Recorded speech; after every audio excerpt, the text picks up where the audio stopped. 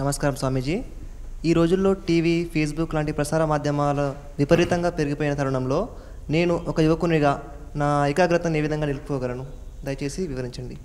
ఏకాగ్రత, ఆత్మవిశ్వాసం అనేది మనకి టూల్, మనకి యంత్రం. అది మైక్ లాగా, ఒక పెన్ లాగా, కళ్ళద్దాల్లాగా, కెమెరా లాగా టూల్. అది ఒక వస్తువు, ఉపయోగించుకునే ఒక యంత్రం. అది దాన్ని మిస్యూజ్ చేయకుండా దాన్ని సరియైన పద్ధతిలో లిమిటెడ్ టైంలో ఉపయోగించుకుంటే చాలా మేలు అవుతుంది. కాన్సన్ట్రేషన్ ఆపోజిట్ ఏమిటి? డిస్ట్రాక్షన్. సూర్యకిరణాలు మామూలుగా మనం రోడ్లోకి వెళితే సూర్యుడి కిరణాలు మనకి అంత ఇదవ్వదు, అన్లెస్ నువ్వు ఎండాకాలంలో ఉంటే కానీ 40 డిగ్రీ అయితే చర్మం కాలుతుంది. బట్ నార్మల్ టెంపరేచర్లో మనం వెళుతూ ఉంటే అది మన చర్మం కాలదు. It is spread out. ఎందుకు మనకి ఎఫెక్ట్ అవ్వదు? The rays are spread out, dissipated అంటారు.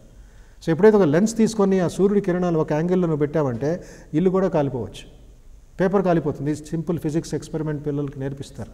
Concentrated rays. సో ఆ కాన్సన్ట్రేటెడ్ రేస్ అంటే ఈ స్కాటర్డ్ రేస్ని గ్యాదర్ చేయడం. అంటే పతంజలి మహర్షి యోగా సూత్రాలు ఏమంటారు? ధారణ. ఒక్క ప్లేసులో ఒక 5 నిమిషాలు 10 నిమిషాలు పెట్టాలి. అప్పుడు ఆ కాన్సన్ట్రేషన్ వస్తుంది.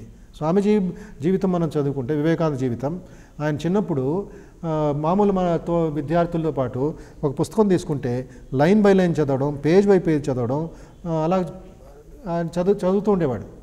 ఒకప్పుడు ఆయనలో ఉన్నటువంటి ఒక ఇన్స్పిరేషన్ వచ్చి, ఎందుకు నేను ప్రతి లైన్ చదవాలి, ఎందుకు నేను ప్రతి వర్డ్ చదవాలి, నేను కాన్సన్ట్రేషన్ డెవలప్ చేసుకుంటాను. By which I can get it in a less time. తక్కువ సమయంలో ఎక్కువ చదివి చక్కగా ఎగ్జామ్స్ రాయడం ఒక విద్యార్థి లక్షణం. పడవ అనేది నీళ్ళ మీద ఉండాలి, నీళ్లు పడవలో ఉండకూడదు.